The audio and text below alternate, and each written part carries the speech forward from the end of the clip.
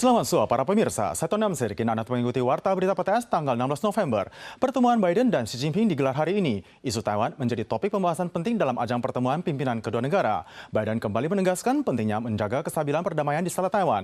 Dalam pidatonya ia berharap Beijing tidak mengganggu Pilpres Taiwan. Sementara Xi Jinping membantah adanya rencana penyerangan dengan senjata ke Taiwan pada tahun 2027 atau 2035. Presiden Amerika Serikat Joe Biden menyambut kedatangan Presiden Tiongkok Xi Jinping dengan penuh senyuman. Kedua pemimpin negara adik kuasa berjabat tangan selama hampir 5 detik dan melambaikan tangan di depan gerbang pintu. Pertemuan Biden-Xi Jinping yang menjadi perhatian dunia terjadi di San Francisco, AS pada tanggal 15 dan keduanya berbincang selama hampir 4 jam. I also stress the importance of peace and stability in the Taiwan Straits. We maintain the agreement that there is a one China policy. And that I'm not going to change that. That's not going to change. Isu Taiwan menjadi fokus perhatian pasca pertemuan Biden-Xi Jinping. Media pemerintah Tiongkok menyatakan Xi Jinping meminta Amerika Serikat untuk berhenti mempersenjatai Taiwan dan menegaskan tidak mendukung kemerdekaan Taiwan. Voice of America menyebutkan pejabat senior mengungkapkan Xi menyangkal adanya rencana militer terhadap Taiwan tahun 2027 atau 2035. Sementara Biden kembali menegaskan untuk kembali pada kebijakan satu Tiongkok dan meminta Beijing untuk menghormati Pilpres Taiwan. Well, I had that discussion with him too, made it clear I didn't expect any interference, any at all. And we had that discussion as he was leaving. Biden menekankan tidak berniat mengubah hubungan Taiwan-AS saat ini. Ketika ditanyakan apakah percaya kepada Xi, Biden menjawab dengan pepatah yang berarti percaya tapi tetap mengevaluasi. Pakar menilai dibanding sikap dukungan Biden terhadap Taiwan sebelumnya, tanggapan kali ini relatif konservatif dan berhati-hati yang dinilai bermaksud mengurangi ketegangan antara AS dan Tiongkok dan berniat memulihkan jalur komunikasi. Namun, posisi AS terhadap Taiwan tetap konsisten dan belum berubah. Taiwan dan India akan menandatangani MOU kerjasama bidang ketenagakerjaan. Informasi Taiwan merekrut pekerja migran asal di India bocor dan tersebar di internet. Dengan kalkulasi akan ada 100.000 orang yang masuk ke Taiwan pada akhir tahun. Untuk hal ini, pihak Kementerian Ketenagakerjaan MOL menjawab bahwa angka 100.000 adalah berita hoaks karena pihaknya akan melakukan penyeleksian secara lebih ketat. Sumber pekerja migran di Taiwan saat ini hanya dari 4 negara. Untuk mengatasi masalah kekurangan pekerja, Taiwan berniat menandatangani nota kesepakatan perburuan MOU dengan India. Namun malah dilaporkan Taiwan akan mendatangkan 100.000 pekerja India. Ketika Menteri Ketenagakerjaan Xu Mingchun dipertanyakan tentang hal ini pada pertemuan legislatif tanggal 16, ia menegaskan bahwa pernyataan 100.000 orang ini adalah berita palsu. 这是假讯息。那我们怀疑这是有人刻意在操作。 Selain isu masuknya pekerja India, legislator juga memantau praktik ilegal agensi nakal yang mengutip biaya beli kerja kepada PMA yang ganti majikan dan juga meminta uang tebusan kepada majikan. 那买工会是转换雇主的时候，好，他们跟移工收2万到9万。最近雇主团体也在跟我抱怨说，雇主每次换一个劳工，他也来跟我收2万到3万呢。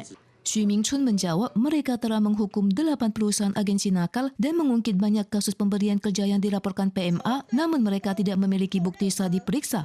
Untuk itu berharap pekerja migran untuk berani dalam mengumpulkan bukti. Suhu mulai berubah menjadi dingin. Hari ini ada gelombang angin front yang mendekati Taiwan. Kawasan utara Taiwan, suhu malam hari dapat mencapai 17 derajat. Sementara itu, gelombang dingin pertama untuk musim gugur tahun ini akan tiba esok hari. Suhu terendah akan terjadi pada hari Sabtu dan Minggu jelang dini hari. Pihak CWA juga tidak menutup kemungkinan untuk mengeluarkan peringatan suhu dingin untuk kawasan Miaoli ke utara. Badan Cuaca Pusat atau CWA menyampaikan, mulai malam ini gelombang angin kerian dingin akan mulai bertiup menuju selatan. Semakin malam akan semakin dingin. Tanggal 17 besok malam, suhu di daratan luas mampu turun hingga mencapai 19 derajat. Seluruh kawasan di Taiwan akan diselimuti oleh tekanan dingin kuat dari daratan dan semua kawasan cerah. Paparan cahaya matahari juga terasa nyaman. Namun karena adanya peningkatan unsur pendinginan radiasi jelang malam, suhu akan segera berubah menjadi dingin. Kawasan sentral ke utara, suhu pada hari Sabtu dan Minggu berpeluang turun hingga mencapai 12 hingga 13 derajat. Kawasan sekitar pesisir pantai, suhu terendah mampu mencatat hingga 10 derajat. Pihak CWA juga tidak menutup kemungkinan untuk mengeluarkan peringatan suhu dingin untuk kawasan Miaoli ke utara atau Taichung ke utara. Warga diimbau dapat tetap waspada. Di Taiwan tercatat ada 10.000 pasien yang menunggu donor organ. Namun kasus donor yang berjalan dengan lancar setiap tahunnya tidak pernah mencapai angka 1.000 orang. Untuk donor ginjal memiliki penunggu terbanyak, yakni ada 8.000-an orang. Pusat donasi organ berencana membuka layanan untuk donor organ non-kerabat. Namun pakar mengkhawatirkan akan menimbulkan masalah jual beli. Statistik Pusat Donasi Organ menunjukkan saat ini terdapat belasan ribu orang yang menunggu donasi organ di Taiwan. Permintaan donasi ginjal terbanyak dengan jumlah 8.699 orang, disusul kornea mata 1.269 orang. Terdampak oleh pandemi dalam 3 tahun terakhir, rasio penerima sangat rendah, hanya sekitar 2 hingga 300 orang yang menerima donor. Pusat Donasi Organ berencana memperluas cakupan donasi di mana selain kerabat saudara dan pasangan juga membuka donasi untuk umum, sehingga sahabat juga dapat melakukan donasi. Hal ini menimbulkan kekhawatiran pada dunia medis. 我们对于这样子的关系，我们在临床实务上很难去界定，即便是透过了访谈，或是透过了精神评估、心理的评估，你都没有办法去避免掉任何的对价关系。 Prasyarat memperluas cakupan donasi organ seharusnya tidak merugikan pendonor. Pusat Donasi Organ akan mempertimbangkan batasan donor ginjal, hati dan paru-paru, terutama donasi ginjal. Sebelumnya pernah dikhawatirkan terjadi pernikahan palsu untuk jual beli organ ketika dibuka izin donasi antar pasangan pernikahan, sehingga menentukan pasangan yang telah menikah 2 tahun ke atas atau yang telah melahirkan anak baru dapat melakukan donasi organ kepada pasangan. Perluasan cakupan donasi organ membuat pakar khawatir akan menimbulkan masalah perdagangan organ. 在各个医院里面的伦理委员会一定要妥善的把关。 Bagaimana menghapus pertukaran kepentingan di balik donasi organ, Kementerian Kesehatan dan Kesejahteraan MOHW juga akan mengadakan pertemuan pakar dalam waktu dekat untuk membangun konsensus sosial. National Taiwan Museum meluncurkan blueprint untuk peta animasi 3D Country Taiwan dengan turut merilis animasi 3D perjalanan utara Taiwan dan mampu menampilkan sosok Yu Yonghe, budayawan dinasti Qing 300 tahun menyelam, sembari bercerita tentang menambang belerang di Sungai Tamsui. Animasi terbaru ini akan ditayangkan di National Taiwan Museum pekan ini.